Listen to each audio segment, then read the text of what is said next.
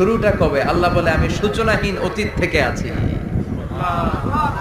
আমি এমন অতীত থেকে আছি যেই অতীতের কোনো সূচনা নাই।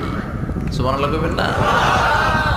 আবার আমি সীমাহীন ভবিষ্যৎ পর্যন্ত থাকবো। সুবহানাল্লাহ পড়ে। এমন ভবিষ্যৎ যেটা সীমা নাই, এমন অতীত যেটা শুরু হয় নাই, তিনি হচ্ছেন আল্লাহ। চিল্লায় বলেন তিনি কে? এজন্য আমরা বলি রাদিতু বিল্লাহি রাব্বা, রব হিসেবে আল্লাহ তোমারে পেয়ে আমরা খুশি। এজন্য আমাদের ইবাদতের সব জায়গায় এই রবের নামের গুণগান আছে না নাই? আমরা যখন রুকুতে যাই আমরা পড়ি সুবহানা রাব্বিয়াল, আবার যখন আমরা সিজদায় যাই আমরা পড়ি সুবহানা রাব্বিয়াল আ'লা।